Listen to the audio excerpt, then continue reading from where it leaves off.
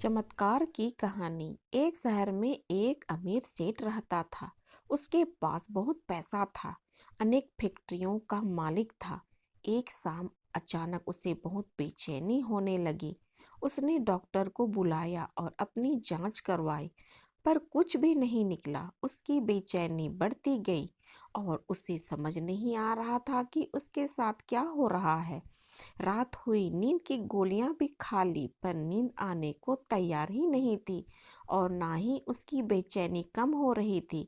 वह रात को उठकर 3 बजे घर के बगीचे में घूमने लगा और घूमते घूमते उसे लगा कि बाहर थोड़ा सुकून है, इसलिए बाहर सड़क पर पैदल निकल पड़ा। चलते चलते हजारों विचार मन में आ रहे थे और वह घर से बहुत दूर निकल आया था और थकान की वजह से वो एक बेंच पर बैठ गया। उसने वहां बहुत शांति मिल रही थी।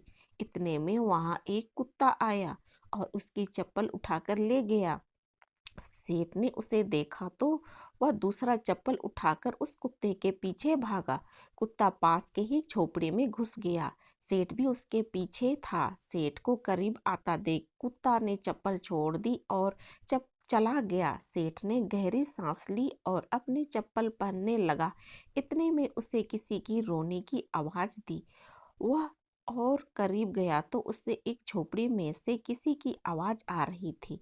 उसने झोपड़ी के फटे हुए बोरे में झांक कर देखा तो वहां एक औरत फटे मैले सी चादर पहने दीवार से सटकर रो रही थी और बोल रही थी, हे भगवान मेरी मदद कर। सेठ के मन में आया कि यहाँ से चले जाऊं, वहीं कहीं लोग उसे गलत न समझे। सेठ थोड़ा आगे बढ़ा तो उसके दिल में ख्याल आया कि आखिर वो औरत रो क्यों रही है, उसको तकलीफ क्या है। उसने अपने दिल की बात सुनी और झोपड़ी में जाकर दरवाजा खटखटाया। उस औरत ने दरवाजा खोला और सेठ को देखकर घबरा गई।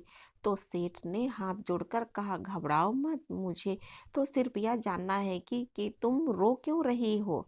औरत की आंखों में से आंसू टपकने लगे और उसने पास ही एक छोटे से बिस्तर में लिपटे हुए उसकी 7 साल की बच्ची की ओर इशारा किया और रोते रोते कहने लगे, मेरी बच्ची बहुत बीमार है, उसके इलाज के लिए बहुत खर्चा लगेगा और मैं तो घरों में जाकर झाड़ू पोछा लगाती हूँ, जैसे तैसे हमारा पेट पालती हूँ, मैं कैसे इसका इलाज करवा पाऊंगी। सेठ ने कहा तो किसी से मांगने उस सेठ ने उसे समझाया, कहा ऐसे रात को रोने से क्या मिलेगा क्या तुम्हें।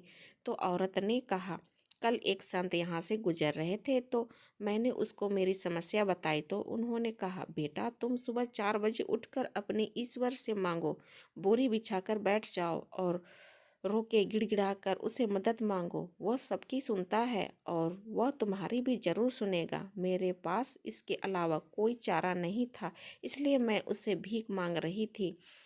यह सब सुनने के बाद सेठ का दिल पिघल गया और उसने तुरंत फोन लगाया और एम्बुलेंस बुलाया और 7 साल की छोटी बच्ची को हॉस्पिटल में एडमिट करवा दिया।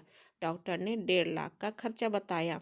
सेठ ने बच्ची का पूरा खर्चा उठाया और उसका इलाज करवाया और उस औरत को अपने यहाँ नौकरी देकर उसे रहने के लिए एक जगह भी दे दी और उस बच्ची की पढ़ाई की जिम्मेदारी भी अपने ऊपर ले ली।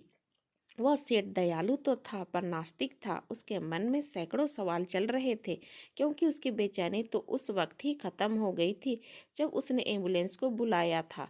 वह यह सोच रहा था कि ऐसी कौन सी ताकत है जो मुझे वहां तक खींच ले गई। क्या यही ईश्वर है? और यदि यह ईश्वर है तो सारा संसार आपस में धर्म जात के लिए क्यों लड़ रहा है? क्यों ना मैं उस औरत की जात पूछी और ना ईश्वर ने जात पात देखी। बस ईश्वर ने तो उसका दर्द देखा और उसे इतना घुमाकर उसके पास पहुंचा दिया।